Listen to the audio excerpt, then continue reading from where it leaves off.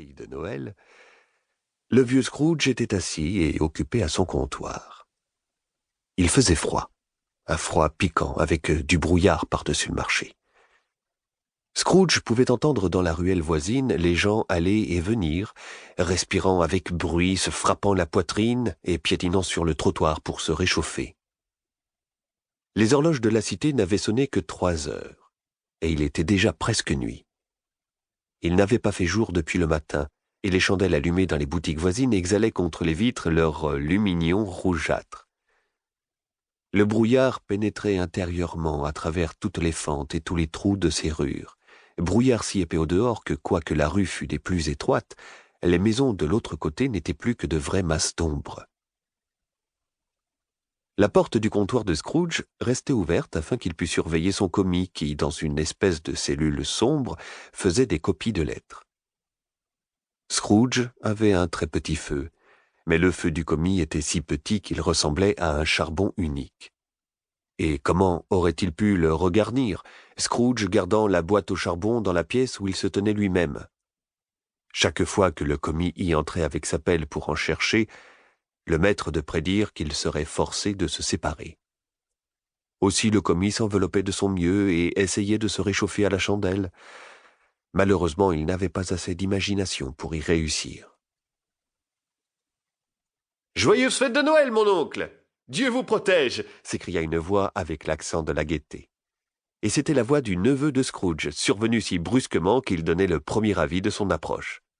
« Bah, répondit Scrooge.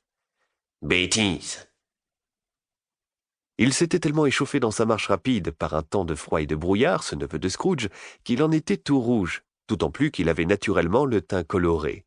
Ses yeux étincelèrent et sa respiration se soulagea par une bouffée de vapeur. « Noël! Une bêtise, mon oncle !» s'écria le neveu de Scrooge. « Vous ne voulez pas dire cela ?» ?»« Je le dis, » répliqua Scrooge. « Un joyeux Noël? De quel droit seriez-vous joyeux? Quelle raison avez-vous d'être joyeux? Vous êtes assez pauvre comme cela. »« Allons, allons. Mais de quel droit seriez-vous triste, vous? Quelle raison avez-vous d'être morose? Vous êtes assez riche comme cela. » Scrooge, faute d'une meilleure réponse pour le moment, répéta « Bah, bah !» et il ajouta encore « Bêtise. » « Ne soyez pas de mauvaise humeur, mon oncle. Que serais-je donc lorsque je vis dans un monde de fous tel que celui-ci? Vous êtes curieux avec vos joyeux Noël. Qu'est-ce pour vous que l'époque de Noël, sinon un temps d'échange sans argent? Un temps pour vous retrouver d'une année plus vieux et pas plus riche d'une heure. Un temps pour balancer vos livres et voir tourner contre vous 12 mois encore écoulés sans profit. Si j'étais le maître, tout imbécile qui vous arrive avec un joyeux Noël sur les lèvres irait bouillir avec son propre pudding et se faire enterrer avec une branche de houx à travers le cœur. Oui, vraiment. Mon oncle, mon neveu, faites Noël comme il vous plaira et laissez-moi le faire à ma manière. Le faire? Mais vous ne le faites pas, mon oncle. Laissez-moi donc le défaire. Et grand bien Noël vous fasse. Il vous a toujours fait beaucoup de bien, n'est-ce pas? Il est maintes choses dont j'aurais pu retirer quelques biens et dont je n'ai pas profité, je le confesse. Et Noël, entre autres. Mais je suis sûr d'avoir au moins regardé Noël chaque fois qu'il est revenu. Et, à part le respect dû à son nom sacré comme à sa sainte origine, si on peut séparer ces deux choses de Noël... Et oui, j'ai toujours regardé Noël comme un heureux temps. Un temps de bienveillance, de pardon, de charité, de bonnes relations.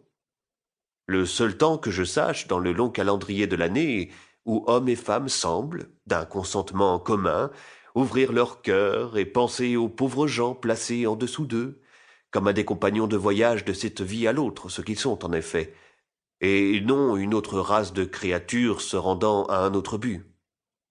Et par ainsi, mon oncle, quoique Noël ne m'ait jamais mis une monnaie d'or ou d'argent dans la poche, je crois que Noël m'a fait du bien et me fera du bien. Je dis donc, Dieu bénisse Noël. Le commis dans sa niche applaudit involontairement à cette conclusion. Mais s'apercevant aussitôt qu'il venait de lui échapper une inconvenance, il voulut tisonner le feu et éteignit sa dernière chandelle. Pour continuer à écouter ce livre audio gratuitement, cliquez sur le lien dans la description et vous pourrez l'écouter en entier sans frais grâce à l'essai de 30 jours d'Audible.